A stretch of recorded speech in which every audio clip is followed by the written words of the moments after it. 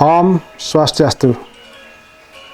Pemirsa dimanapun berada, khususnya kerama adat Bali, pada kesempatan ini saya akan menjelaskan berkaitan dengan proses ngadegang bendesa adat yang berlangsung di Bali dalam kondisi situasi sekarang ini berkaitan dengan Perda nomor 4 tahun 2019 dan surat edaran dari Majelis Desa Adat Provinsi Bali bahwa proses ngadegang atau penentuan bendesa adat ini kita wajib lakukan dengan musyawarah mufakat.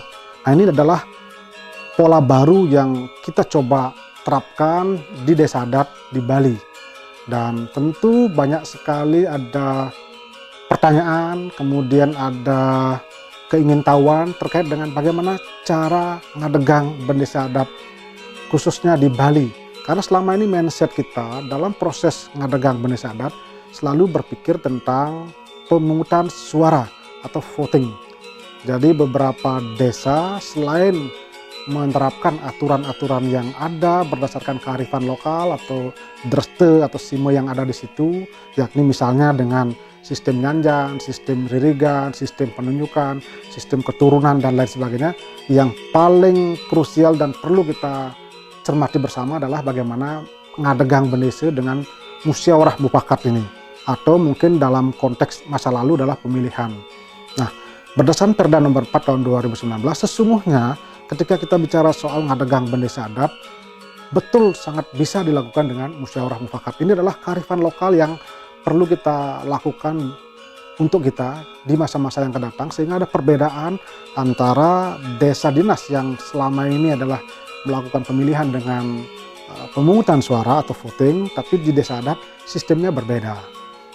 Dalam kondisi itulah makanya saya pribadi mencoba untuk memberikan penjelasan, pemaparan sekaligus sharing pengalaman, karena kami di desa adat kami, khususnya di desa Banyumatis, pernah melakukan ini, ngadegang bendesa adat dengan musyawarah mufakat, dan luar biasa hasilnya sangat baik demi kondusivitas desa adat. Dan di situ ternyata kita tahu persis bahwa sesungguhnya kearifan lokal dengan melibatkan tokoh-tokoh, penglingsir desa adat dan lembaga-lembaga adat itu bisa dilakukan. Nah, tahapan yang perlu saudara dan masyarakat lakukan pertama adalah bagaimana menggelar paruman. Di paruman itu bendesa adat yang akan diganti khususnya bersama para jurunya wajib menyampaikan terkait dengan masa tugasnya yang berakhir minimal 6 bulan sebelum masa jabatan berakhir. Dalam proses penyampaian itu disampaikan bahwa kerama adat mesti bersiap-siap untuk melakukan pergantian bendesa adat 6 bulan sebelum masa jabatan berakhir. Nah, selanjutnya apa? Selanjutnya adalah dalam paruman itu kita mencoba untuk membahas terkait dengan rancangan prarem atau tata tertib proses ngadegang bendesa adat tersebut. Silakan, apakah kerama adat itu membentuk tim, kemudian dibahas di paruman itu, kemudian atau bersama-sama. Nah, dalam membuat prarem inilah kita harus selalu konsultasi dengan Majelis Desa Adat Provinsi Bali, termasuk juga Dinas Pemajuan Masyarakat Adat. Bagaimana tahapan-tahapan yang dilakukan. Dan sebagai pengalaman, kami selalu berkoordinasi, selalu berkonsultasi, ada beberapa tahapan yang kita bisa lakukan. Misalnya, ini sebagai perbandingan saja, ketika proses nanti ngadegang bendesa adat dalam prarem itu, misalnya dicantumkan tahap pertama adalah bagaimana para calon ini yang muncul dari beberapa komponen, beberapa banjar misalnya, itu bermusyawarah mufakat di antara mereka. Ya, di antara mereka. Kemudian bagaimana proses berikutnya adalah musyawarah dengan melibatkan tokoh-tokoh atau penglingsir atau lembaga-lembaga adat yang ada di desa tersebut. Kemudian pada saat titik tertentu ada keputusan yang diambil. Nah, kembali kepada proses berkaitan dengan prarem. Ketika prarem ini nanti dianggap fix berlaku, dianggap sudah fix oleh masyarakat tersebut, kemudian baru didaftarkan di Dinas Pemajuan Masyarakat Adat Provinsi Bali, diregistrasi. Dan ini juga didokumentasikan di Majelis Desa Adat Provinsi Bali. Nah, ketika sudah diregistrasi itulah, maka prarem yang kita jadikan pedoman ini sah berlaku untuk di desa adat tersebut. Tentu dalam membuat prarem ini mengakomodir juga gawe dan kearifan lokal yang berlaku di desa adat tersebut. Nah, ketika proses ini sudah selesai, kemudian mari kita juga segera membentuk panitia atau prawartake ngadegang bendesa atau prawartake penyudian bendesa adat. Nah, prawartake ini sesuai dengan surat edaran dari Majelis Desa Adat Provinsi Bali tertanggal 20 Juli 2020 itu dibentuk oleh prajuru desa. Jadi prajuru desa adat itu dalam Perda nomor 4 tahun 2019 pasal 28 ada pasal 29 dikatakan juga bahwa prajuru desa itu minimal ada 4, bendesa adat, petajuh, penyarikan, dan petangan. Nah, inilah yang bertugas untuk membentuk prawartake penyudian. Silakan, prawartake penyudian itu minimal 3 orang, maksimal 9 orang. Apakah itu dari unsur-unsur Banjar, tokoh-tokoh masyarakat yang memang memahami tentang mekanisme ngadegang, dan juga atau mungkin yang dianggap memiliki kemampuan. Nah, setelah membentuk prawartake ini, nanti prawartake inilah bertugas untuk menjalankan prarem yang sudah dibuat oleh desa adat melalui paruman itu dan sudah disetujui oleh Majelis Desa Adat Provinsi Bali dan juga oleh pemajuan masyarakat adat. Jadi Dinas Pemajuan Masyarakat Adat. Nah, panitia ini hanya bertugas untuk melaksanakan prarem. Jadi tidak berwenang untuk menggagalkan atau mengubah prarem itu, karena prarem ini dihasilkan melalui sebuah paruman desa adat. Sehingga dengan demikian maka panitia atau prawartake ini hanya tugasnya memfasilitasi, menyediakan sarana prasarana, kemudian menjelaskan tahapan-tahapan dan sebagainya. Dalam edisi berikutnya panitia itu menyusun jadwal tahapan dari proses ngadegang itu, mulai dari sosialisasi ke masing-masing banjar, sosialisasi ke masing-masing kerama, bagaimana proses ngadegang ini. Nah, setelah sosialisasi itu, kemudian panitia mungkin memberikan waktu kepada masing-masing banjar, kepada masing-masing kerama untuk mencalonkan siapapun itu yang akan menjadi calon bendesa. Jadi ada batas waktu, sehingga panitia hanya menunggu untuk menerima berkas berita acara dari masing-masing banjar yang akan mencalonkan dari orang atau calon bendesa tersebut. Sehingga panitia posisinya adalah menunggu. Nah, setelah proses itu selesai, kemudian masuk calon, barulah mulai proses ngadegang itu dilakukan dengan melakukan tahapan-tahapan sesuai dengan prarem. Nah, contoh misalnya adalah di Desa Adat Banyuates ada 4 tahapan yang kita lakukan sesuai dengan pasal 10 dalam prarem itu. Yang pertama, proses ngadegang bendesa adat itu dilakukan dengan mengundang para calon untuk melakukan musyawarah mufakat. Nah, musyawarah mufakat dalam tahap pertama ini mereka bertiga atau berempat itu silahkan untuk bermusyawarah. Nah, kondisinya adalah calon-calon ini dalam prarem yang kita susun adalah mewakili dari banjar masing-masing. Dalam prarem itu disebutkan setiap banjar hanya boleh mencalonkan 1 orang calon bendesa adat. Kenapa demikian? Karena tentu kita ingin memberikan kesempatan kepada kerama banjar untuk melakukan musyawarah di situ sendiri. Jangan sampai nanti dibebankan kepada panitia.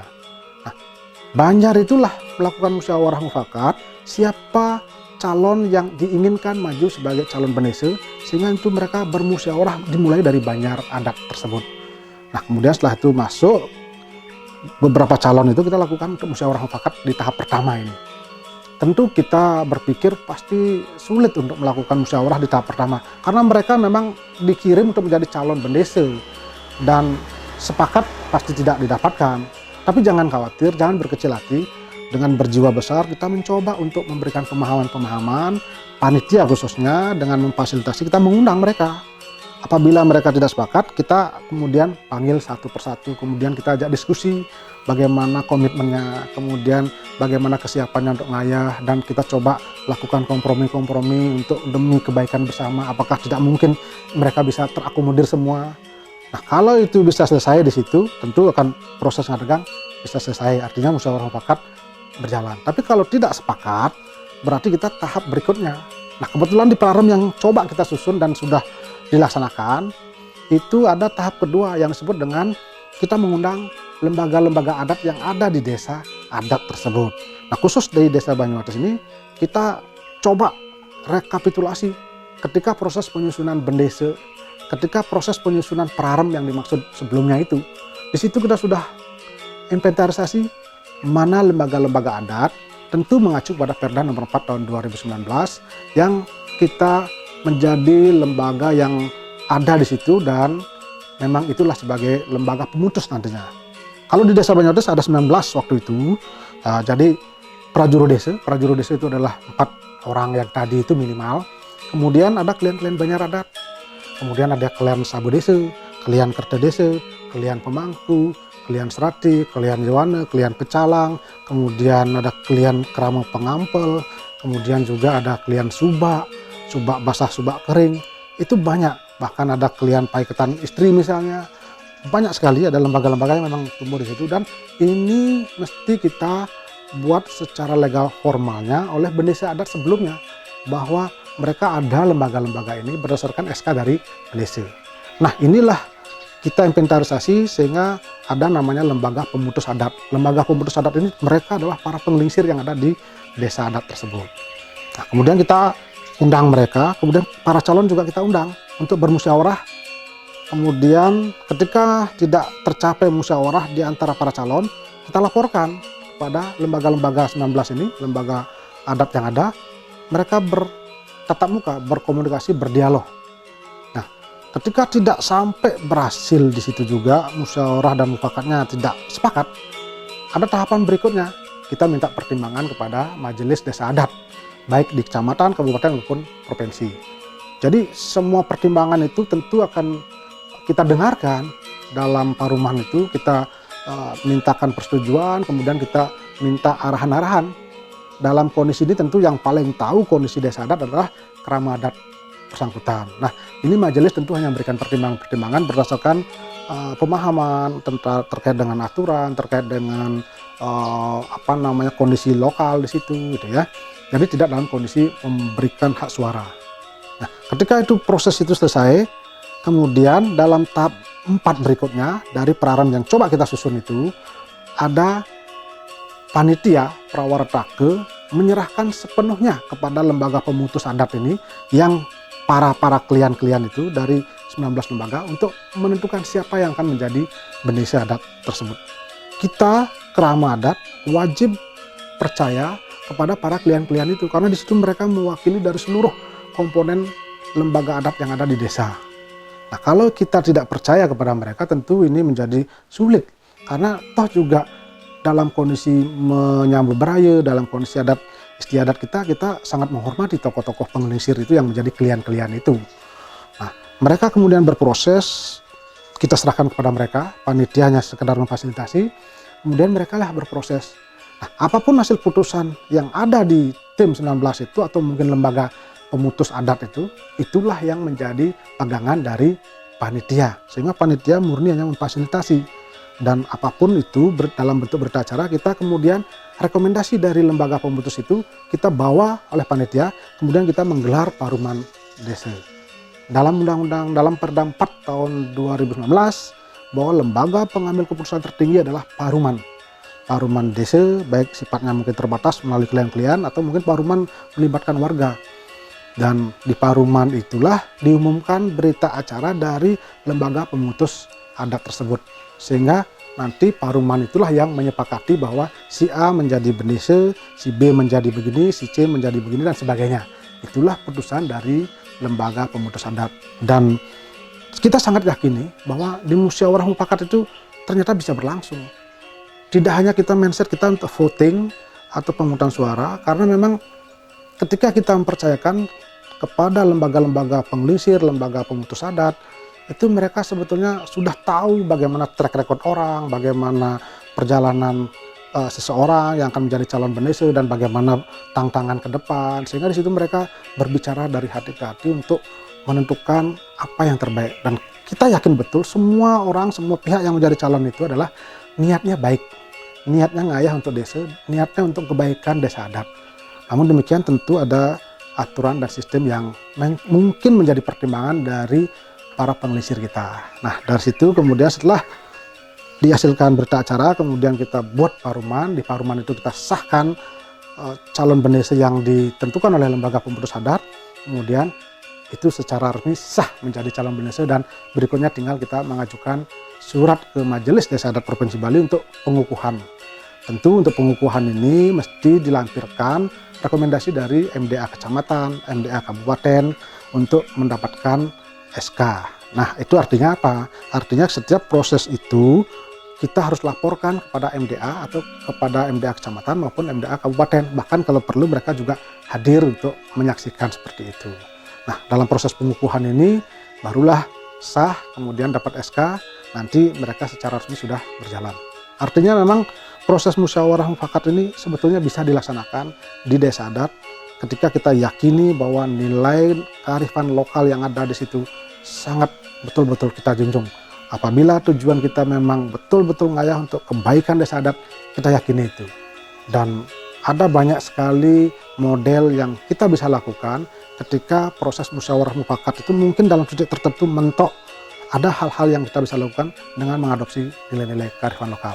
Nah, demikian kira-kira tahapan yang sudah bisa kami jelaskan karena kami selama ini mengalami proses itu dan menjalankannya. Dan syukur akhirnya semua berjalan dengan baik, musyawarah mufakat, aklamasi, dan pekedek pekenyum semua akhirnya.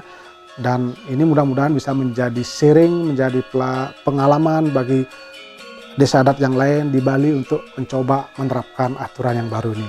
Dan kita yakini bahwa dengan aturan yang baru semua berproses dengan baik dan muaranya adalah demi ajegnya desa adat Bali dan desa adat yang makin bermartabat. Mudah-mudahan bisa bermanfaat bagi kita semua, dan apabila ada hal yang kurang berkenan kami mohon maaf, dan kami akhiri dengan para Masanti. Om Santi Santi Santi Om.